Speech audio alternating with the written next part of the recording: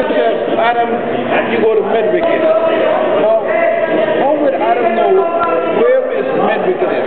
Okay, when we come onto the field, the team will come up to the captain, they'll walk to the middle, and the blind players will go and feel where the stumps are at each end. They'll walk the pitch, they'll get an idea, and they'll start to build up. The umpire start talking and say, bowling will start from this end, wicket keeper will get in position and start talking, and that's how they start to build up a mental picture of where they should be on the field. Okay, they will go to the middle and then work mid wicket as their base.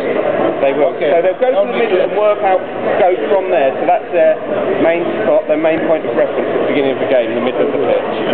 They do a walk around before the game. Yeah, we often do our warm-up around the boundary, around the edge of the pitch. We'll run the team round there to get a feel of how big the pitch is, as I mentioned, where the pavilion is in comparison to the pitch, how the light is different, because certain players have eye conditions that mean if they look into the sun, they can't see a thing. And others will love bright light, depending on their eye condition. Some will want shadow, some will want shade, some will want to be close, some further away. So depending on all of those conditions, people will field in different ways and in different positions. And the captain and coach will get used to that. In terms of run and runs, I remember reading, but I don't quite get it. Run and run. Yeah. Tell me about that. Right, the B1s, the totally blind players, do not run for themselves. So they will have a runner.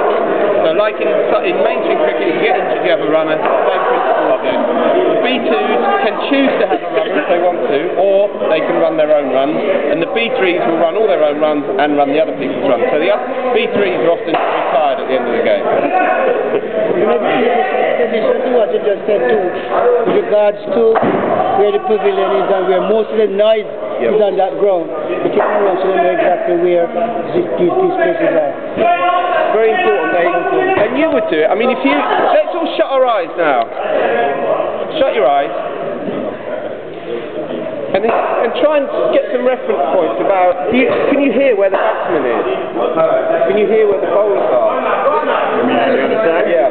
Yeah. I mean, this is for someone that's got no sight, this is what the whole situation is like all the time, but they're constantly getting reference points, they're constantly hearing this and building up a mental picture.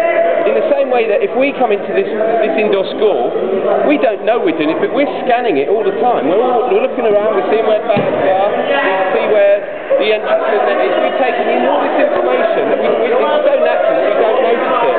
But blind people will do that with their hearing. They're scanning around to get the picture of what the situation they're in. Like if there's a road, yep, you listen to the cars passing by. Why the B3 don't set the field? They usually do. The B3s, usually the captain is usually B3, although not always though. Not always. We've had a B2 captain for England. Why don't have markers with the field for the blind? Have markers. So this is the marker there. He knows his spot. Where's mid wicket? Where's Well, the B1s often can't see a marker, so it wouldn't be any use to them. And they have feelings. It's possible. I think that will help. But it's very. Yeah, and the field's being moved all the time. Sometimes every ball for every over, just like sighted cricket. What's the usual colour? What's the usual colour? Colour to use to identify 1, 2, 3 players. They do sometimes. Sometimes it's a stripe. The B1 will often have a stripe, a B2 two stripes, a B3 three, or coloured armbands or colours on their cap. They use different ways of identifying which player is which. Is there any restriction as to the field placement? Do you guys play with a circle? Yeah, there is. I can't remember what restrictions on field placing, because they've changed a bit, haven't they?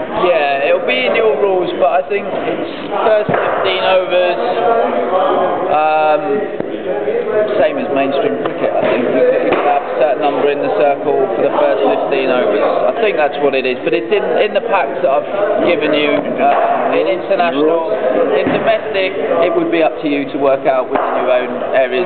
We don't, in our domestic cricket, we don't have any fielding restrictions, but you do in international. How big of a crowd do you usually have at, like, say, a World Cup game? World Cup, depending on which country it is. I mean, in India, I've been at a ground where there's been 7,000 people. We played in Barbados, we had 2,000 or 3,000 people watching. I know you said that noise creates a problem.